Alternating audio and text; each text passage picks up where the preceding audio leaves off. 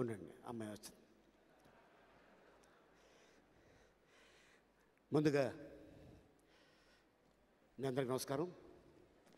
Happy Holi. నా పేరు ఆలీ. లోపల ఉంది సన్నీలోని. రాగానే వెనకాల రోలన్నీ ఖాళీగా ఉన్నాయి, మొత్తం ముందు ఫుల్ అయిపోయింది. తర్వాత అడిగా, ఏంటి అందరు ముందుకు వచ్చారన్న, సన్నీ లియోన్ డ్యాన్స్ చేస్తుంది అన్నారు. వెరీ గుడ్, చాలా సంతోషం. ముఖ్యంగా ఇందాక ఏజాజ్ వచ్చి డైరెక్టర్ గారి గురించి ఏదో చెప్పాడు, మరి ఆయన ఎప్పుడు చూశాడు నాకు తెలీదు. తర్వాత హీరోని పిలిచాడు, నీ వల్ల బ్యాక్ పెయిన్ వచ్చింది అన్నాడు. ఏంటయ్యా నువ్వు, ఏంటి, ఏం జరుగుతుంది ఇక్కడ? ఓకే, సో ఈశాన్ గురించి చెప్పాలంటే, జనరల్గా కొంతమంది ఆర్టిస్టుల దగ్గర, అంటే ఐ మీన్ సీనియర్ యాక్టర్ల దగ్గర, సీనియర్ డైరెక్టర్ దగ్గర చెప్పగానే టెన్షన్ స్టార్ట్ అవుద్ది. కానీ ఆ టెన్షన్ ఎప్పుడు నేను తనలో చూడలా.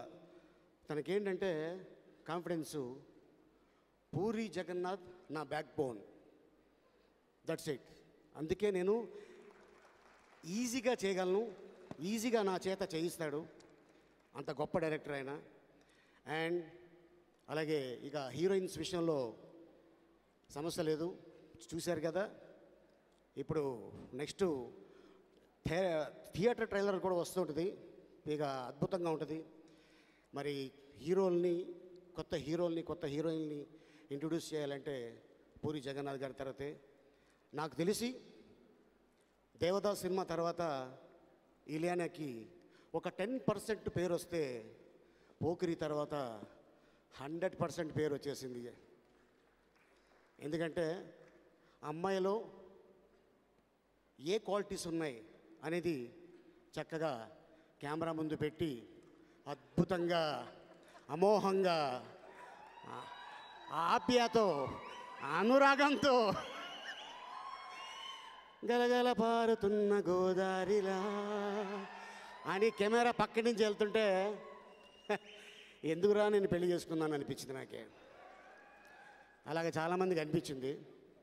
తర్వాత అమ్మాయి మంచి స్టేజ్కి వెళ్ళింది, పెద్ద పెద్ద హీరోలతో యాక్ట్ చేసింది. అండ్ అలాగే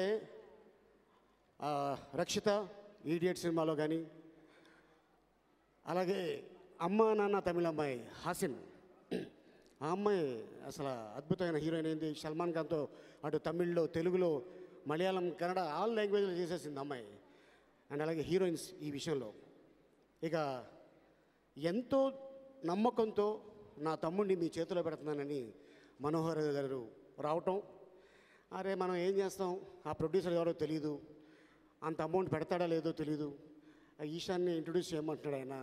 ఏంటి అంటే ఎవరెవరో తోటి రికమెండ్ చేసి, ఓకే వీళ్ళు అద్భుతంగా, నేను ఎంత ఖర్చు పెడతానో వాళ్ళు అంత ఖర్చు పెట్టగలరు, ఆ నమ్మకం నాకు ఉందని అద్భుతంగా ఈశాన్ని పెట్టి, అలాగే హీరోయిన్స్, విలన్స్, ఎంత అద్భుతమైన ఒక కథని తీసుకొని ఇప్పుడు పాట చూశాను, చాలా బాగుంది, చాలా హాయిగా ఉంది వినటానికి.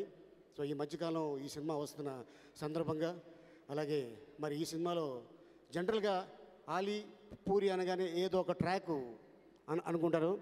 సో హీరోకి థియేటర్లో ఎంత అప్లాజ్ ఉంటుందో నా ఎంట్రీ కూడా అంతే అప్లాజ్ ఉంటుంది.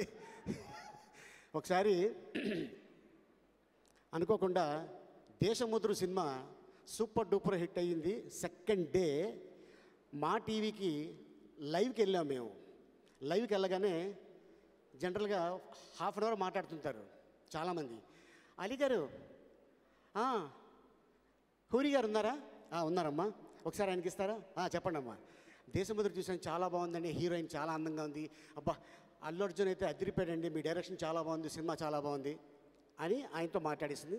అయిపోయిన తర్వాత అలీ గారు సినిమా చూశాను, చాలా బాగుంది, ఏంటి మీకు అంత గ్యాప్ వచ్చిందా అందావిడ. నేను ఆయన మొహాలు చూసుకున్నా, ఏం చేయాలో తెలియక. ఆ సినిమాలో అంటే ఒక్కొక్కసారి భయా నీకు ఏదోటి ఆ లాస్ట్లో నువ్వు ఏదన్నా అనుకుంటే అది చేసే అంటారు. నేను అనుకుంటాను అది సంసారంలో వెళ్ళిపోద్దులే, లేకపోతే ఎడిటింగ్లో వెళ్ళిపోద్ది అనుకున్నా. కానీ ఒక్కొక్కసారి ఆర్టిస్ట్కి ఆ స్పాంటేనియస్ ఉన్నది, అక్కడ స్పాట్లో డైలాగ్ చెప్పడం, ఆ సీన్ని ఇంకా పక్కన ఉన్న ఆర్టిస్టులతో కలుపుకోవటం అనేది ఆ ఒక లిబర్టీ పూరి జగన్నాథ్ గారు ఇస్తారు. అటు హీరోకైనా హీరోయిన్కైనా ఎనీ క్యారెక్టర్ ఆర్టిస్ట్.